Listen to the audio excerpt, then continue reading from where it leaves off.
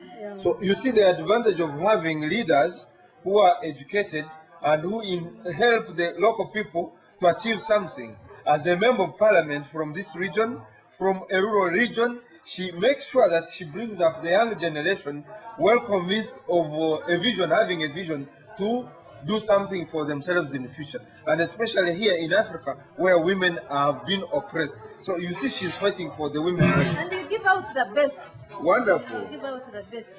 You are proud of the work you are doing. Thank you, Father. Thank you.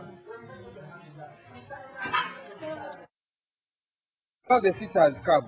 Could she tell us some of the challenges she's encountering in the school here? According to the government requirements, you are supposed to have decent classrooms. They are not enough. You have these structures. Above all, science subjects are very compulsory. You are supposed to have a laboratory for biology, laboratory for chemistry, laboratory for agriculture. Isn't that so? You don't have any laboratory here. I see you are lacking furniture. The water, the girls use a lot of water, and also the cooking and the numbers are increasing. I don't see any water tanks here. At least you would be harvesting water from the roofs. So that is a major concern. I see accommodation.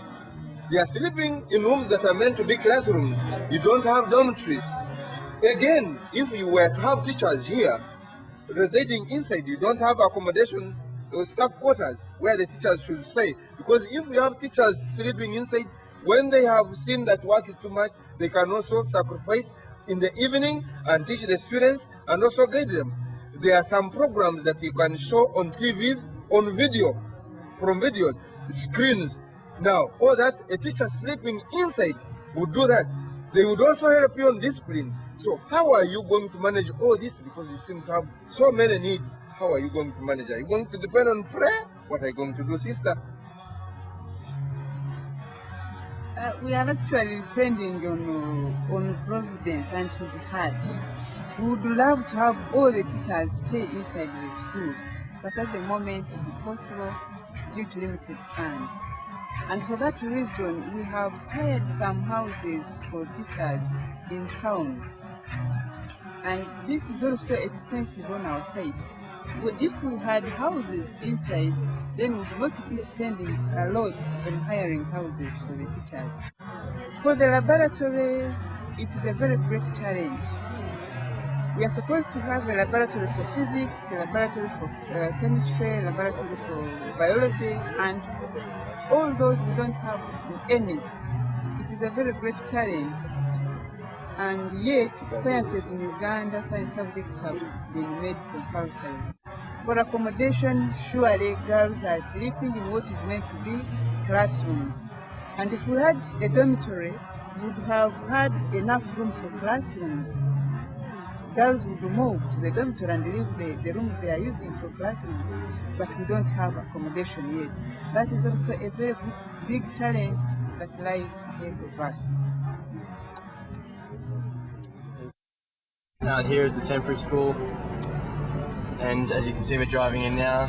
So if you came to Uganda, you came to G Town, this is where you'd stay here at the Sisters Convent. As you can see, it's even nicer than Jacqueline's house.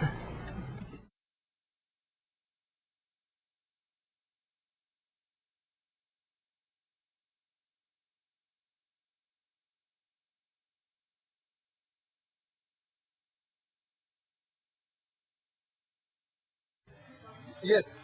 Now, I was told, as a member of parliament, of course you have monthly earning, but I was told from reliable sources that you have been getting loans from banks to put up structures or to begin something so that you can keep paying. That is very risky in Uganda today.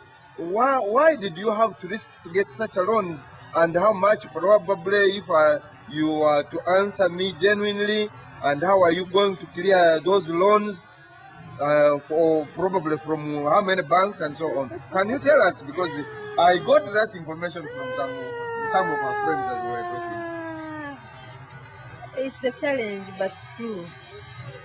As you can know, I come from a humble background. I hadn't worked for a long time to have saved all the money to put up these structures I can see and put all these things in place.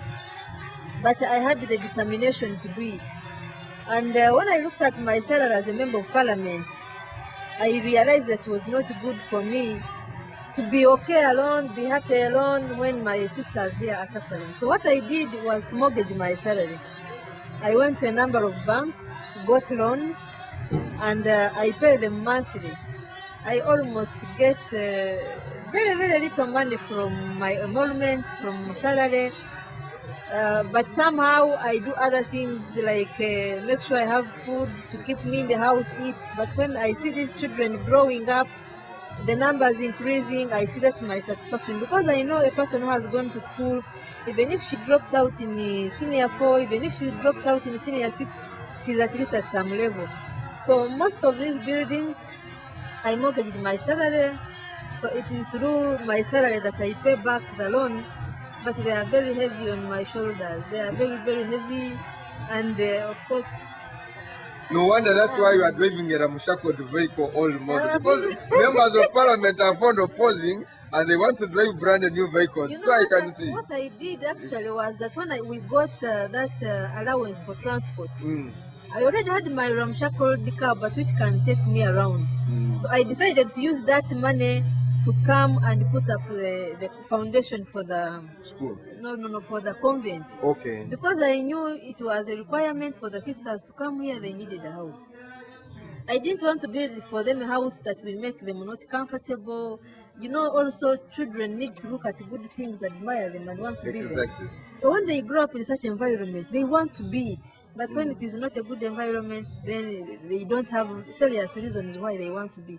And I'm happy that at least I'm mentoring them. I'm happy I get reports. They write to me. They look up to me, and I don't want to disappoint them. I try with the little resources God gives me to share with them so that they can be like me in future. I feel challenged that I personally who decided to serve the Lord as a priest. You seem to be putting in more effort, sacrificing a lot, although I do sacrifice too. But when I come to such a place and I see what you have done, looking the way back maybe 2 years when I met you in Kampala trying to tell you my problems, and I find that you are still thinking about the poor people, I feel challenged. You seem to be having more spiritual benefits than some of us who are religious, but continue persevering and put your trust in God. I hope He will do something for you. God bless you. Thank you, Father. It is by God's grace that this happened, that it has thrived up to this time. I continue to look up to Him to give support to the school, to help the vision of the school be realized. It's of course a challenge. You can start something with a very big vision, but with the grace of God, He's the one who waters this to have it to a successful end, and that is my prayer. And I have a lot of satisfaction. I'm very happy. I'm very happy. Praise be to I'm God. very happy. I have no regrets that I'm spending all my money on this school, but of course, it's a challenge. It's a bit heavy. Sometimes I feel it. I actually do feel it. That's a heavy but breeze. I can see you yeah. have pressure. You have pressure.